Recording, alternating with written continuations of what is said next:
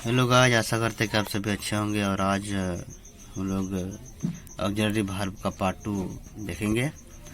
तो चलिए स्टार्ट करते हैं। तो प्रयोग और बनावट की दृष्टि से ऑक्सिलरी वर्ब को दो भागों में विभक्त किया गया है। प्रयोग और बनावट की दृष्टि से, ठीक है, फॉर्मेशन और यूज की दृष्टि से ऑक्सिलरी वर्ब को दो भागों में बांटा गया है। कौन कौन सा? पहला है प्राइमरी ऑक्सिलरी वर्ब, दूसरा है model auxiliary verb. Primary auxiliary verb में कौन क्या क्या आता है? टू बी आता है, टू हैव आता है, टू डू आता है, ठीक है। पर प्राइमरी ऑक्सिलरी वर्ब में क्या क्या आता है? To be, to have, to do, ठीक है। अब मॉडल वर्ब में क्या क्या आता है? Can, may, shall, will, could, might, should, would, must, ought to, use to, need, dare, ये सारे मॉडल ऑक्सिलरी वर्ब है और इसकी संख्या 13 है, ठीक है। तो ये टू टाइप्स हो गए ऑक्सिलरी वर्ब के, प्राइमरी ऑक्सिलरी वर्ब और मॉडल ऑक्सिलरी वर्ब। अब चलिए इनको भी विस्तार से पढ़ते हैं कि क्या विस्तार से क्या क्या होता है। तो प्राइमरी ऑक्सिलरी वर्ब को पहले देखते हैं। तो verb to be, verb to be में कौन कौन सा वर्ब आता है? Be, am, is, are, was, were, been, being, ये सारे वर्ब टू बी कहलाते हैं। ये सारे वर्ब क्या है? टू बी कहलाते हैं। ये सारे प्राइमरी ऑक्सिलरी वर्ब हैं और ये सारे टू बी कहलाते हैं, टू बी वर्ब, ठीक है। टू बी वर्ब मतलब हो गया वही be, am, is, are, was, were, been, being. Verb to have, verb to have में क्या क्या आता है? हैव, हैज, हैड, हैविंग, ये सारे वर्ड्स आते हैं। वर्ब टू डू में क्या आता है? डू, डज, डिड आता है, ठीक है। तो ये सारे प्राइमरी ऑक्सिलरी वर्ब के एग्जाम्पल हैं, ठीक है। अब हम लोग मॉडल ऑक्सिलरी वर्ब देखते हैं। तो can, may, shall, will, could, might, should, would, must, ought to, use to, need and dare, ये सारे क्या है? मॉडल ऑक्सिलरी वर्ब हैं और इसकी संख्या कितनी होती है? 13 होती है। ये 13 की संख्या में होता है कि 1 2 3 4 5 6 7 8 9 10 11 12 एंड 13।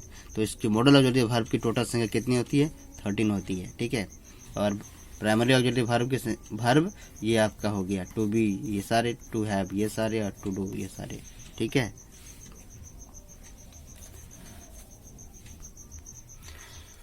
प्राइमरी ऑक्सिलरी वर्ब के बारे में आप लोग जानते हैं कि टेंस में किस प्रकार इसका यूज होता है। Am, is, are, was, were, past tense, present tense, past tense, future tense, ठीक है। कंटिन्यूअस टेंस, परफेक्ट टेंस, ये सब में कैसे यूज होता है आप लोग इसको जानते हैं वर्ब में, ठीक है। वर्ब का टेंस में इसका प्रयोग किस तरह होता है, ठीक है। तो हम लोग अब बेसिकली पढ़ेंगे मॉडल ऑक्सिलरी वर्ब के बारे में, ठीक है। तो मॉडल ऑक्सिलरी वर्ब जो होता है ये कैसे इसका प्रयोग किया जाता है, ठीक है, और इसका क्या क्या क्वालिटी है ये अभी हम लोग पढ़ेंगे, ठीक है। तो देखते हैं क्या क्या होता है। तो मॉडल्स का प्रयोग सिर्फ हेल्पिंग वर्ब के रूप में होता है, मेन वर्ब के रूप में कभी नहीं होता है। तो जो मॉडल वर्ब, जितने ये सारे मॉडल वर्ब है, इनका प्रयोग आपका हेल्पिंग वर्ब के रूप में होगा, मेन वर्ब के रूप में कभी इसका यूज नहीं किया जाता है। जैसे आई कैन हेल्प यू, यहाँ पर कैन हेल्प हेल्पिंग वर्ब है, मेन वर्ब हेल्प है। ही विल गो, यहाँ पर गो मेन वर्ब है, विल यहाँ पर हेल्पिंग वर्ब का काम कर रहा है, ठीक है।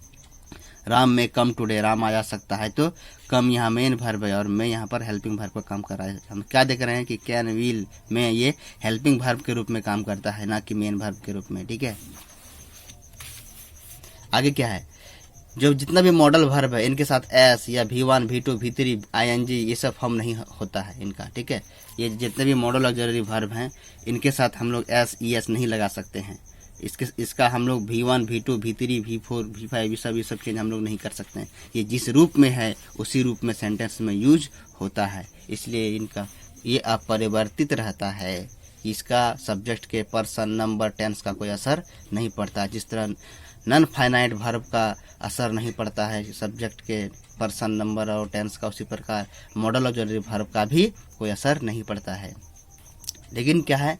आउट टू और यूज टू को छोड़कर अन्य सभी के बाद वर्ब के मूल रूप का प्रयोग बिना टू के होता है। आउट टू और यूज टू, आउट टू और यूज टू जो ऐसा है जिनके बाद टू प्लस V1 का यूज होता है, ठीक है। लेकिन इसको छोड़ करके, आउट टू और यूज टू को छोड़ करके बाकी जितने भी मॉडल ऑक्सिलरी वर्ब है, आउट टू और यूज टू, इसमें टू ऑलरेडी लगा हुआ है, इसको छोड़ करके जितने भी मॉडल ऑक्सिलरी वर्ब है इनके साथ बेयर इन्फिनिटिव वर्ब का प्रयोग किया जाता है, यानी वर्ब विदाउट टू का प्रयोग किया जाता है, ठीक है। जैसे आई कैन गो, यहाँ पर आई गो जो है बेयर इन्फिनिटिव है, ठीक है। हम लोग पढ़ चुके हैं बेयर इन्फिनिटिव क्या होता है। तो I can go bare infinitive, यहाँ पर आई कैन टू गो नहीं बोल सकते हैं, आई कैन टू गो नहीं बोल सकते, वो गलत हो जाएगा, ठीक है। तो जब भी मॉडल वर्ब का यूज होता है तो हम लोग वहाँ बेयर इन्फिनिटिव का यूज करते हैं, मतलब वर्ब विदाउट टू का यूज करते हैं, वर्ब का मूल रूप का प्रयोग करते हैं। वर्ब का मूल रूप क्या होता है? Without to, verb without to कहलाता है वर्ब का मूल रूप। तो आई कैन गो, गो यहाँ क्या है, बैर इन्फिनेटिव का काम कर रहा है। He will come, it might be true, ठीक है। तो बी यहाँ पर क्या है, बैर इन्फिनेटिव है।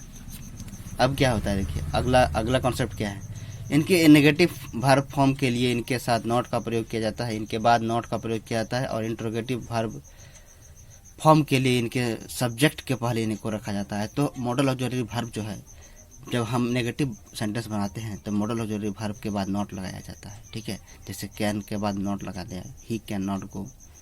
विल के बाद नॉट लगा देगा, ही विल नॉट कम, ठीक है। कैन रहेगा, आई सेल रहेगा तो ही आई सेल नॉट गो, ठीक है। माइट रहेगा तो ही माइट नॉट गो, ठीक है। तो मतलब क्या होता है कि नेगेटिव बनाने के लिए हम लोग मॉडल वर्ब के बाद नॉट का यूज करते हैं, ठीक है। और अगर इंट्रोगेटिव सेंटेंस बनाना हो, प्रश्नवाचक सेंटेंस बनाना हो, तो हम लोग मॉडल वर्ब को सेंटेंस के आगे कर देते हैं। जैसे यहाँ ही विल कम, वो आएगा है तो विल को आगे कर दिए, विल ही कम, क्वेश्चन बन गया, ठीक है। कैन ही गो, क्वेश्चन बन गया, तो कैन को हम लोग आगे कर देते हैं, ठीक है। विल को हम लोग आगे कर देते हैं तो क्वेश्चन बन जाता है। और नेगेटिव बनाना हो तो मॉडल वर्ब के साथ नॉट लगा देंगे तो वो नेगेटिव बन जाएगा। यहाँ पर यही कहना है। तो आज के लिए इतना ही, थैंक यू।